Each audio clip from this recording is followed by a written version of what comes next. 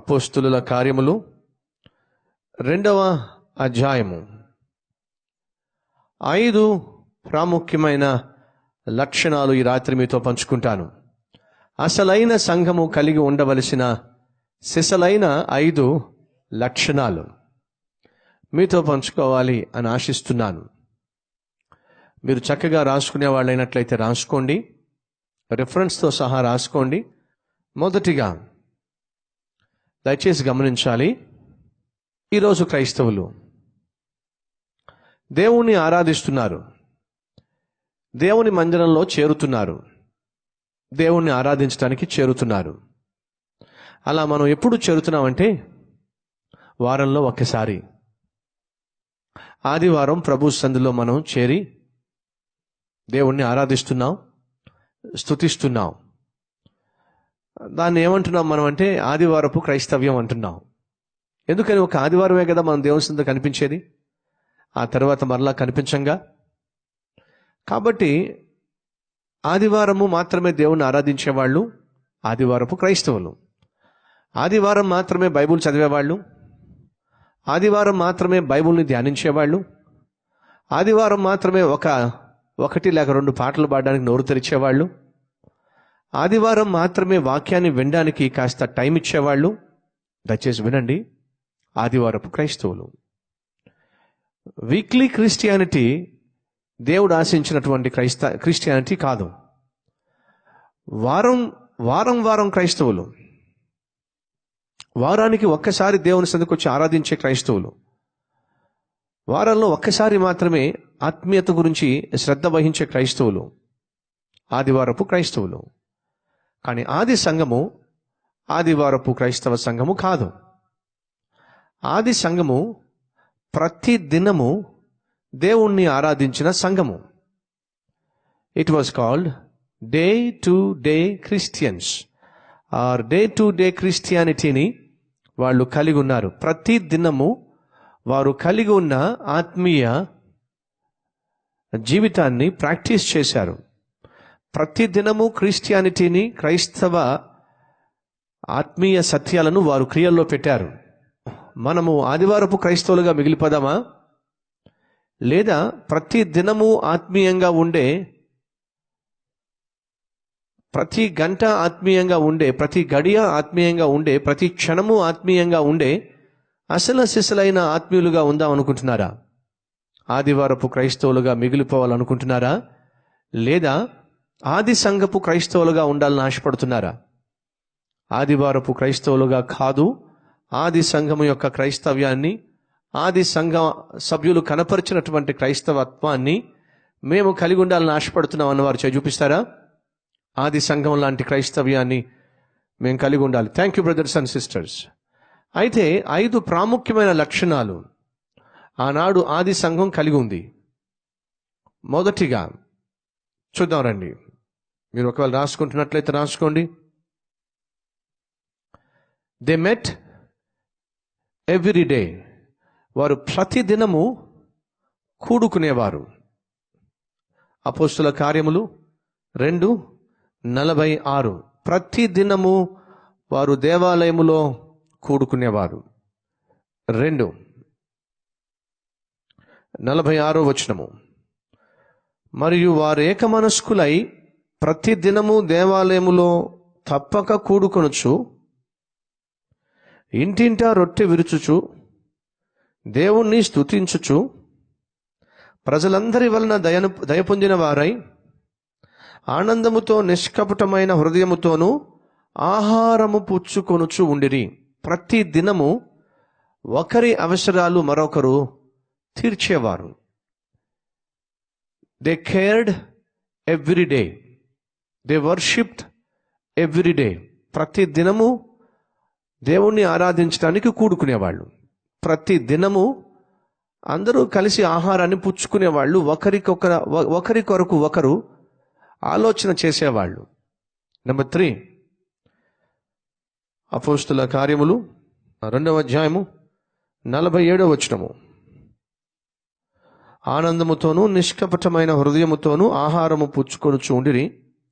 మరియు ప్రభు రక్షణ పొందుచున్న వారిని ప్రతి దినము వారితో చేర్చుచూ ఉండిరి. ప్రతి దినము ఆత్మలను సంపాదించేవారు, ప్రతి దినము కలిసి భోంచేసేవాళ్ళు, ప్రతి దినము కలిసి దేవుణ్ణి ఆరాధించేవాళ్ళు. ఆ తర్వాత 17వ అధ్యాయము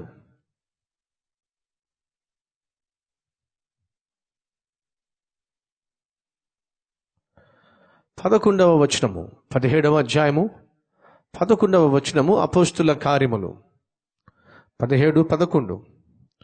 వీరు దెస్సలోనికలో ఉన్న వారికంటే గనులై ఉండిరి గనుక ఆసక్తితో వాక్యమును అంగీకరించి పౌలును శీలయును చెప్పిన సంగతులు అలాగు ఉన్నవో లేవో అని ప్రతి దినము లేఖనములను పరిశోధించుచు వచ్చిరి. ప్రతి దినము వాక్యాన్ని జాగ్రత్తగా పరిశీలించేవాళ్ళు, వాక్యాన్ని జాగ్రత్తగా ధ్యానించేవాళ్ళు. ఎవరు పడితే వాళ్ళు బోధిస్తూ ఉంటే ఎలా పడితే అలా వినేవాళ్ళు కాదు. బోధించేవాని యొక్క బోధ ఏమిటి, ఆ బోధించేవాని యొక్క బోధ యొక్క సారాంశం ఏమిటి, అది వాక్యానుసారంగా ఉందా లేదా అని గ్రహించి వాక్యానుసారమే అని వారు తలంచినప్పుడే ఆ బోధను వారు అంగీకరించేవాళ్ళు. ఇది వాక్యానికి విరుద్ధము అని తలంచినప్పుడు ఈ సేవకునికి వాక్యం ఏమిటో తెలియదు. ఇలాంటి వాక్యము తెలియని సేవకుని యొక్క వాక్యం మనం విన్నామంటే ఆత్మీయంగా బోల్తా పడతాం. దయచేసి గమనించండి. మీరు ఆటోలో వెళ్తున్నారు, ఆటో నడిపించే డ్రైవర్ మంచివాడని, ఆటో నడపడం తెలుసని మీ విశ్వాసం. ఎప్పటి వరకు? ఆ ఆటో ఎక్కేంత వరకు. ఎక్కిన తరువాత తెలిసింది ఏమిటి, వాడికి సరిగా డ్రైవింగు రాదని. బ్రేక్ అయిపోయేమో క్లచ్ నొక్కుతున్నాడు, క్లచ్ అయిపోయేమో బ్రేక్ నొక్కుతున్నాడు. ఒకటి కాదు, అటు తిప్పాడు ఇటు తిప్పాడు. ఈ లోపట మీరేం చేస్తారు? మీరేమాత్రం తెలివైన వాళ్ళైతే ఏం చేస్తారు? వెంటనే ఆటో వాడుతూ, బాబు ఒక్క నిమిషం ఆగు నాన్న, ఒక్క నిమిషం ఆగు బాబు అని చెప్పి వెంటనే ఆపేస్తారు. ఆపి ఆ ఆటోలోంచి కిందకి వచ్చేస్తారు. నీ దారి నువ్వు చూసుకుంటావు. ఎందుకని? వాడు చూపించే దారి అంత మంచిది కాదు. నా మాట మీకు అర్థమైందా? ఎలా పడితే అలా ఆటో నడిపిస్తే వాడు ఏదో ఒక రోజు లేదా ఏదో ఒక సమయంలో పైకి దారి చూపిస్తాడు వాడు. ఎన్నిసార్లు ఆటోలు భయంకరమైన యాక్సిడెంట్లు గాల, ఎన్నిసార్లు రోడ్ల మీద వాహనాలు భయంకరమైన యాక్సిడెంట్స్ గురై శవాలు రోడ్డు మీద పడిపోలా? కారణం ఏమిటి? సరిగ్గా డ్రైవింగ్ చేయకపోవడమో, నిర్లక్ష్యమో, కండిషన్లో లేకుండా మనిషి స్టీరింగ్ పట్టుకోవడమో. దయచేసి వినండి. ఈరోజు చాలామంది బోధకులు బోధ అనే స్టీరింగ్ పట్టుకొని సంఘాలు నడిపిస్తున్నారు. కండిషన్లో లేకుండా, వాక్యానుసారముగా జీవించకుండా, వాక్యము ఎరుగకుండా, వాక్యమును ధ్యానించకుండా, గ్రహించకుండా ఆ సంఘాలు నడిపించేస్తున్నారు, సేవలు చేసేస్తున్నారు, బోధలు చేసేస్తున్నారు. ప్రభువు పేరట మనవి చేస్తున్న కల్వరి టెంపుల్ బ్రదర్స్, అలాగే సిస్టర్స్, ఎవరి పడితే వారి బోధ వినకండి, ఎవరి పడితే వారి దగ్గరికి వెళ్ళకండి, ఎక్కడ పడితే అక్కడ తిరక్కండి. దేవుడు వాక్యాన్ని మీకు ఇచ్చాడు. మీ చేతిలో పరిశుద్ధ గ్రంథం ఉంది. టీవీలో వాక్యం వింటున్నా, బహిరంగ సభల్లో వాక్యం వింటున్నా, దయచేసి గమనించండి. దారి తప్పడానికి వీల్లేదు. భ్రమపరిచేటటువంటి బోధలకు జీవితాలను అప్పగించడానికి వీల్లేదు. కాబట్టి ఏమంటున్నాను? సతీష్ కుమారే పైనుంచి ఊడిపడ్డాడు, సతీష్ కుమార్కి అంతా తెలుసు అంటున్నానా? 1% కూడా ఆ ఉద్దేశం నాకు లేదు. నాకు బైబిల్లో తెలిసింది 1% కూడా కాదు. కానీ ప్రతిరోజు ఆశపడుతున్నాను, ప్రతిరోజు ప్రయాసపడుతున్నాను, ప్రతిరోజు ఈ లేఖన భాగాలను ధ్యానించే ప్రయత్నము చేస్తున్నాను. ఎందుకని? నాకు అంతా తెలియదని, ఇంకా తెలుసుకోవాలని, నా వెనుక 1000 మంది సభ్యులు వెంబడిస్తున్నారని, నేను అందించే ఆహారం మీద ఆధారపడి ఉన్నారని గ్రహించి బహు జాగ్రత్తగా వాక్యాన్ని చదివే ప్రయత్నం చేస్తున్నాను. బహు జాగ్రత్తగా వాక్యాన్ని విభజించే ప్రయత్నం చేస్తున్నాను. ప్రభు నాకు ఇచ్చిన కృపను బట్టి, కనికరమును బట్టి వాక్యాన్ని ధ్యానిస్తూ, వాక్యాన్ని సెర్చ్ చేస్తూ, అన్వేషణ చేస్తూ, ఏది సత్య దూరమో ఏది సత్యమో గ్రహించే కృప కొరకు దేవుని సన్నిధిలో మొరపెడుతున్నాను. సహోదరుడా, సహోదరి, నీవు వ్యక్తిగతంగా వాక్యము చదవాలి. వారు ప్రతి దినము లేఖనములను చదివేవారు. వాక్యం అందిస్తుంది ఎవరు? పౌలు, శీల. పౌలు అని చెప్పేసి, శీల అని చెప్పేసి వాళ్ళు మనోళ్లే కదా అనుకోలే.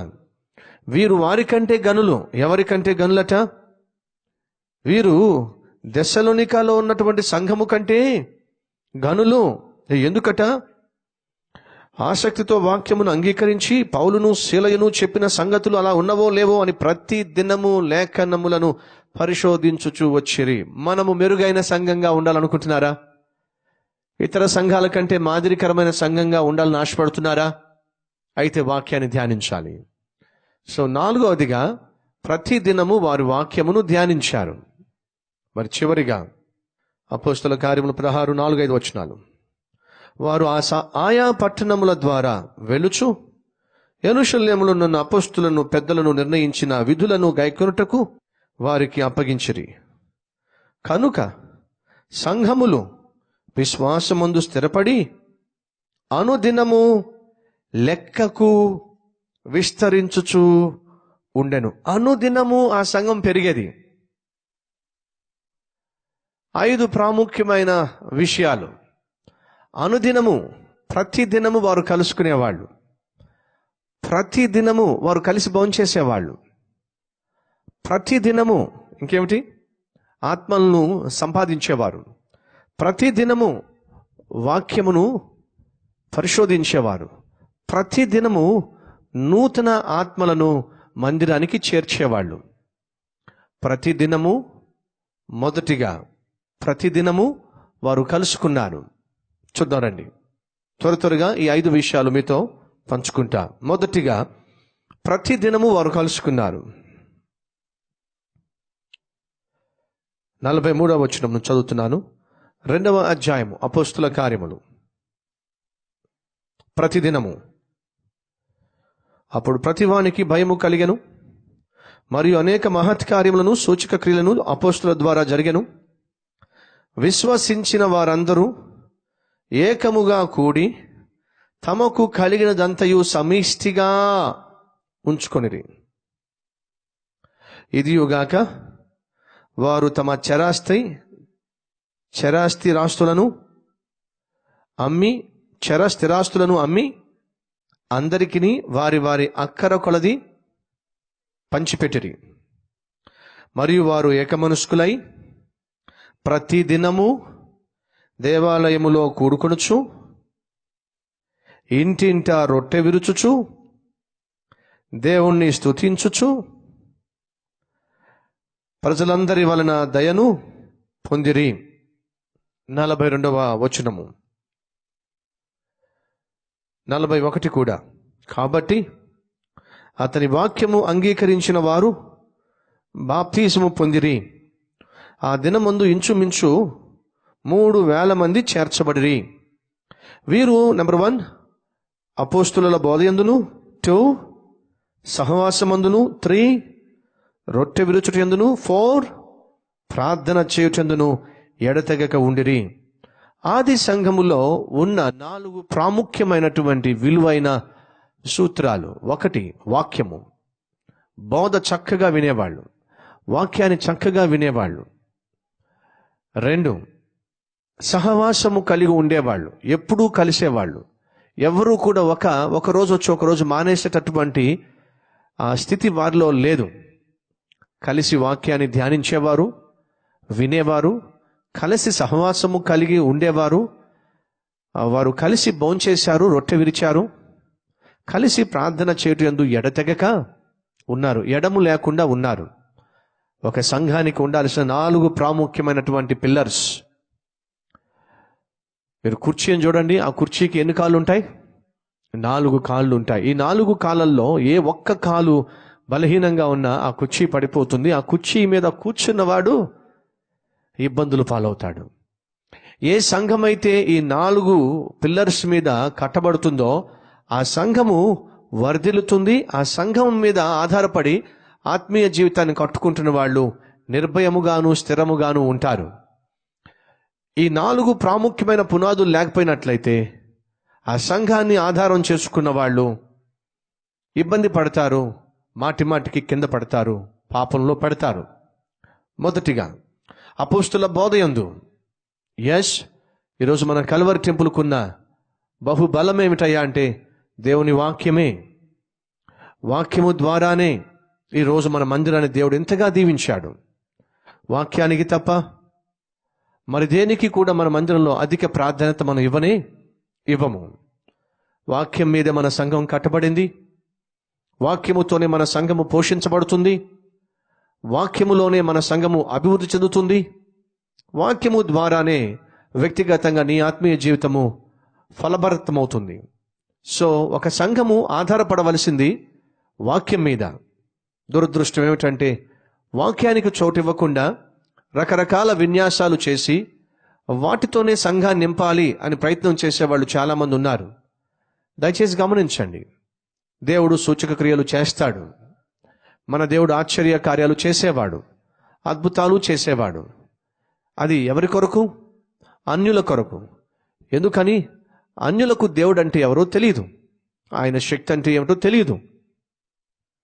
ఒక అన్యుని దగ్గరకు వెళ్ళి యేసుక్రీస్తు బహుశక్తి గలవాడయ్యా, ప్రార్థన చేస్తే వింటాడయ్యా అని చెప్పినప్పుడు, మరి ప్రార్థన చేస్తే వింటాడని చెప్పి అంటున్నావు కదా, మరి నువ్వు ప్రార్థన చేస్తే ఈ సహోదరికి తలనొప్పి పోతుందేమో చూడు, ఇతనికి దెయ్యం పట్టింది కదా, నువ్వు ప్రార్థన చేస్తే పోతుందేమో చూడు, నువ్వు ప్రార్థన చేస్తే జ్వరంతో బాధపడుతున్న ఈ పాపకు జ్వరం పోతుందేమో చూడు అని అన్యులు ప్రశ్నించినప్పుడు, సువార్థికుడిగా సువార్త అందని ప్రాంతానికి సువార్తను ప్రకటించడానికి ఒక ఇవాంజలిస్ట్ వెళ్ళినప్పుడు దేవుడు ఖచ్చితంగా సువార్తను ప్రకటించే ఆ ఇవాంజలిస్ట్కి, ఆ సువార్థికునికి తన శక్తినిస్తాడు.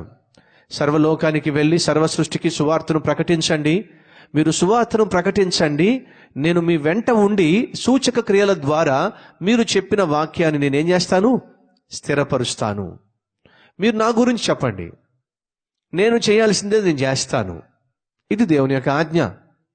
అన్యుల మధ్యకు వెళ్ళినప్పుడు అన్యులు సాధారణంగా అనే మాట ఏమిటి? మీరు మాకు ఏదైనా చూపించండి, అప్పుడు మేము నమ్ముతాము. ఆత్మీయుల ఫార్ములా ఏమిటి? మీరు ముందు నమ్మండి, అప్పుడు చూస్తారు.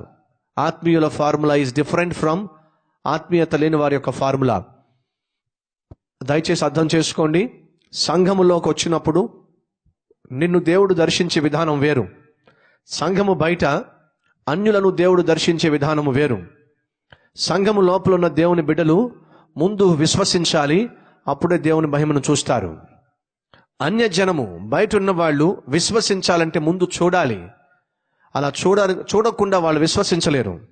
కాబట్టి దేవుడు ఆయా సందర్భాల్లో సువార్తను ప్రకటించే నమ్మకమైన సేవకులు సువార్తను ప్రకటిస్తున్నప్పుడు వారు చేసే ప్రార్థనలకు వెంటనే జవాబిచ్చి ఆయన ఎంత గొప్ప దేవుడో నిరూపించే ప్రయత్నం చేస్తాడు. ఫిలిప్పు సమరయ పట్టణానికి వెళ్ళాడు. సమరయలు అంటరాని వారిగా, వెలివేయబడిన వారిగా ఆ రోజుల్లో ఎంచబడ్డారు. అలాంటి పట్టణానికి ఫిలిప్పు వెళ్ళినప్పుడు ఫిలిప్పు ఏం చేశాడు? మొదటిగా సువార్తను ప్రకటించాడు. కానీ సువార్త ప్రకటిస్తే వాళ్ళు విని మారిపోతారా? సాధ్యం కాదు కొన్ని సందర్భాల్లో. కాబట్టి ఏం చేశాడు? కావాలంటే చూడండి, 8వ అధ్యాయము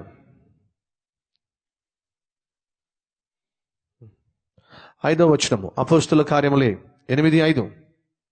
అప్పుడు ఫిలిప్పు సమరయ పట్టణం వరకు వెళ్ళి క్రీస్తును వారికి ప్రకటించుచూ ఉండెను. మొదటిగా ఏం చేశాడు? ప్రకటన. ముందు వాక్యము, ముందు సువార్త. మనుషులకు ముందు యేసయ్య గురించి చెప్పాలి. యేసు ఏం చేశాడో శిలువలో చెప్పాలి. ఏ రీతిగా ఒక మనిషి రక్షించబడతాడో చెప్పాలి. ఏ రీతిగా మన పాపములు క్షమించబడతాయో చెప్పాలి. ముందు మనము సువార్తను చెప్పాలి. ముందు మనము దేవుని గూర్చిన వాక్యాన్ని అందించాలి. అదే శిష్యులందరూ చేశారు. ముందు వాక్యాన్ని చెప్పారు. నెంబర్ 1, జన సమూహములు. 6వ వచనము, జన సమూహములు విని. ముందుగా ఏం చేశారు? వాళ్ళు విన్నారు. That is important. ప్రతి ఒక్కరూ ముందు వినాలి. ఏం వినాలి? సువార్త వినాలి. వారు సువార్త వినాలంటే బోధకుడు ఏం చేయాలి? సువార్తను ప్రకటించాలి. ఈ రోజులు అనేక మీటింగ్స్లో సువార్త ఉండడం లేదు. 2 గంటలు లేక 3 గంటలు ప్రోగ్రాం ఉంటే 7 గంటలకు ఒకవేళ ప్రోగ్రాం స్టార్ట్ అయితే 10 గంటల వరకు ఆ ప్రోగ్రాం ఉంటున్నట్లయితే దాంట్లో వాక్యం ఉండడంలా, 10 నిమిషాలు కూడా వాక్యం ఉండడంలా, అరగంట సేపు కూడా వాక్యం ఉండడంలా, కనీసం 1 గంట సేపు అయిన వాక్యాన్ని చెప్పట్లా. తూతూ మంత్రంగా బైబిల్ తెరుస్తున్నారు, ఒక వచనం చదువుతున్నారు, 10 నిమిషాలు దాని గురించి మాట్లాడడం ఆలస్యం, వెంటనే మొదలు పెట్టేస్తారు. ఆ ప్రోగ్రాం అంతా కూడా మిగిలిన విషయాలతో నిండిపోతుంది. శరీర సంబంధమైనటువంటి వాటితోనే నిండిపోతుంది. జాగ్రత్తగా పరిశీలన చేస్తే ఈ రోజుల్లో వాక్యానికి విలువ తగ్గిపోతుంది. ఆత్మ సంబంధమైన స్వస్థతకు విలువ తగ్గిపోతుంది. ఆత్మ రక్షణ కొరకు మనుషులు, సేవకులు ఇవ్వాల్సినటువంటి విలువ తగ్గించేస్తున్నారు. శరీర సంబంధమైన వాటి కొరకే ఎక్కువ సమయాన్ని కేటాయించేస్తున్నారు. దయచేసి గమనించండి, ఇది ఆది సంఘం యొక్క విధానము కానే కాదు. యేసుక్రీస్తు భూమి మీద ఉన్నప్పుడు చాలా అద్భుతాలు చేశాడు, ఆశ్చర్య కార్యాలు చేశాడు.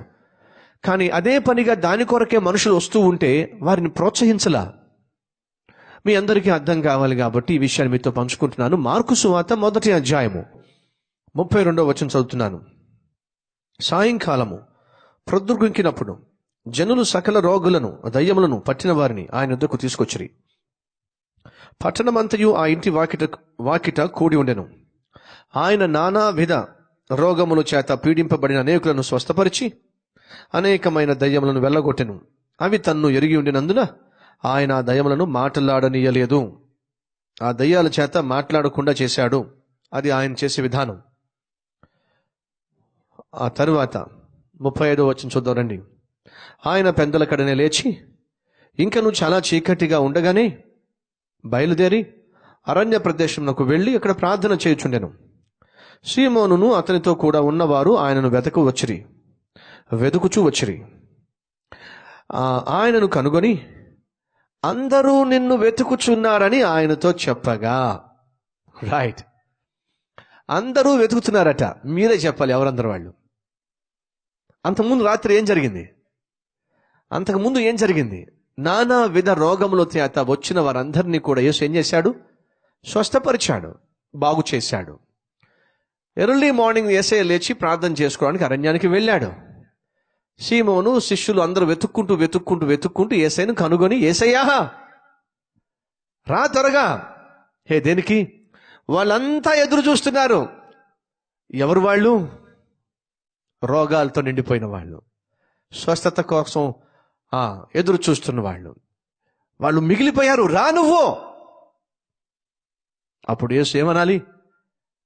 నేను వస్తున్నాను, అందరూ లైన్లో నిలబెట్టండి, నేను వచ్చి వారి కోసం చేయబెట్టి ప్రార్థన చేస్తాను, మీరు వెళ్ళండి, బార్కెట్స్ కట్టండి. రైట్? ఏమన్నాడో చెప్పండి. యేసు సమాధానం ఏమిటో చెప్పండి.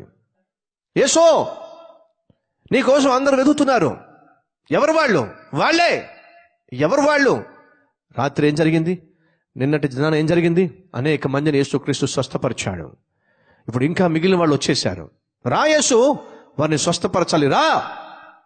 యేసు అంటున్నాడు, నో, నేను వచ్చిన కారణం, అసలైన కారణం చెప్తారండి. ఏమిటి అసలైన కారణము? ఆయన ఇతర సమీప గ్రామములోను నేను ప్రకటించున్నట్లు వెళ్ళదము రండి, ఇందు నిమిత్తమే కదా నేను బయలుదేరి వచ్చి తిని అని వారితో చెప్పాను. 39వ వచనము.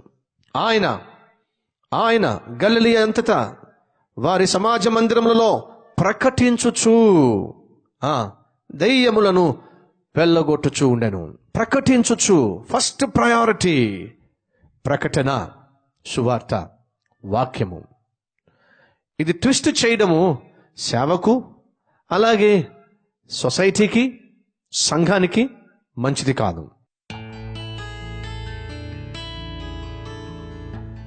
మహాపరిశుద్ధుడు అయిన ప్రేమ కలిగిన తండ్రి, ఈ సమయంలో నాయన సువార్త వినకుండా ప్రజలు ఈ లోకయాత్ర ముగించినట్లయితే నాయన వారు తీర్పు దినాన నిలబడాల్సి ఉంటుంది. చేసిన పాపలను బట్టి శిక్షను పొందుకోవాల్సి ఉంటుంది. నీతిమంతుడు లేడు, ఒక్కడు కూడా లేనే లేడు. అలాంటిది నాయన మరి ఎలా పరిశుద్ధత లేకుండా వారు నిన్ను చూడగలరు? చూడలేరు. వాళ్ళు చూడాలంటే క్రీస్తును సొంత రక్షకునిగా అంగీకరించాలి. క్రీస్తును సొంత రక్షకునిగా అంగీకరించాలంటే వారు క్రీస్తు గురించి వినాలి. క్రీస్తు గురించి వినాలి అంటే మేము క్రీస్తుని గురించి వినిపింప చేయాలి అంటే వినిపించే వాడిని బలపరచాలి, సువార్తను అందించాలి. నాయన మా మీద బాధ్యత ఉంది. ఎవరికి ఎక్కువగా ఇవ్వబడుతుందో వారి దగ్గర నుంచి ఎక్కువ ఆశించబడుతుంది. మా కల్వరి టెంపుల్కు నాయన మా దేశంలో మరి ఏ మందిరానికి లేనటువంటి మహాభాగ్యాన్ని కృపనిచ్చావు. ఇంత పెద్ద సంఘాన్ని మీరు మాకు ఇచ్చారు కనుక మా మీద అత్యధిక బాధ్యత ఉంది. సంఘము అనగా మేమే కదా. సంఘము అనగా నేనే కదా, మేమందరం కలిసి సంఘము కదా. మా మీద బాధ్యత ఉంది, సువార్త ప్రకటించాల్సిన బాధ్యత ఉంది. కాబట్టి నిర్లక్ష్యముగా జీవించకుండా సహాయం చేయండి. నేను బాగున్నాను, నేను రక్షించబడ్డాను చాలులే అనుకుంటే నశించిపోతున్న వారి సంగతి ఏమిటి? వారికి సువార్త ప్రకటించాల్సిన బాధ్యత, యేసుక్రీస్తును పరిచయం చేయాల్సిన బాధ్యత రక్షించబడిన మా మీదే ఉంది అనే సత్యము ఈరోజు సూటిగా బహుస్పష్టంగా తెలియచేసిన సత్యాన్ని ప్రభు మేము మర్చిపోక సువార్తను ఎంతగా తెలియచేయగలమో, ఎంతగా అందించగలమో వ్యక్తిగతంగాను అలాగే కల్వరి స్వరము ద్వారాను నాయన లక్షల మందికి, కోట్ల మందికి సువార్తను అందించడానికి ముందుకొచ్చే భాగ్యాన్ని ఇవ్వండి. ఉద్యోగంలో మమ్మల్ని దీవించినప్పుడు, వ్యాపారంలో ఆశీర్వదించినప్పుడు, అభివృద్ధిని కనపరిచినప్పుడు వెంటనే కల్వరి స్వరాన్ని బలపరచడం ద్వారా లక్షల మందికి సువార్త ప్రకటించే భాగ్యము మాలో అనేక మంది ప్రభువా స్వతంత్రించుకునేలాగా సహాయం చేయండి. అలాగే వ్యక్తిగతంగా ఎక్కడున్నారో అక్కడ నిన్ను గూర్చిన సువార్తను ప్రకటించే మంచి మనసు అనుగ్రహించమని యేసు నామములో ఈ ప్రార్థనలు సమర్పిస్తున్నాము తండ్రి, ఆమేన్. దేవుని కోసం దేనికైనా తెగిస్తారా? ప్రార్థన కోసం ప్రాణాలే వదిలేస్తారా?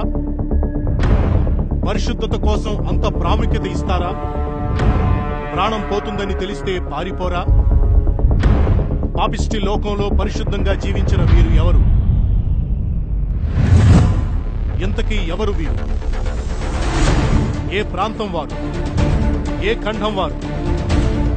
త్వరలో మరో అద్భుతమైన సంచలనాత్మకమైన సందేశాలు దేవుడు దైవజనుల ద్వారా మీకు అందించబోతున్నారు, మీ మధ్యకు తీసుకురాబోతున్నారు. శ్రేష్టమైన పాఠాలు నేర్చుకున్నట్టుకు, లోతైన మర్మాలు, గొప్ప సత్యాలు తెలుసుకున్నట్టుకు, కదల్చబడినటువంటి ఆత్మీయ జీవితాన్ని కట్టుకున్నట్టుకు, అద్భుతమైన ఆశీర్వాదాలు స్వతంత్రించుకున్నట్టుకు వీక్షించండి.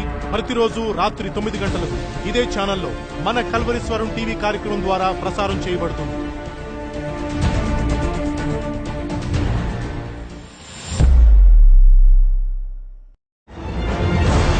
ప్రపంచ చరిత్రలో మొట్టమొదటిసారి భారతదేశంలోనే అతిపెద్ద ఆల్ నైట్ ప్రేయర్ కల్వరి టెంపుల్లో 20,000కు పైగా ప్రజలు ప్రతి నెల 2వ శుక్రవారం రాత్రి దేవునితో ఒక రాత్రి ఆరాధనలో పాల్గొంటున్నారు. మందిరంలో స్థలం సరిపోక కల్వరి టెంపుల్ ప్రాంగణంలో, అలాగే కల్వరి టెంపుల్ ఆడిటోరియంలో నిండిపోయిన జనం.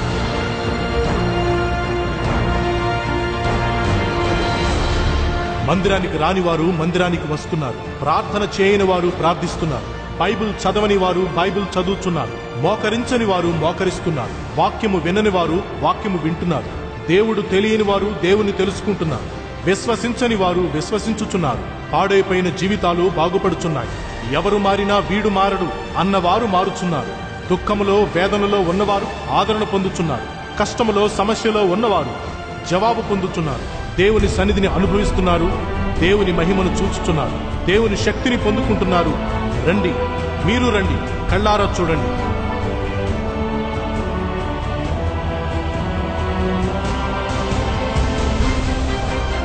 కల్వరి టెంపుల్లో దేవునితో ఒక రాత్రి.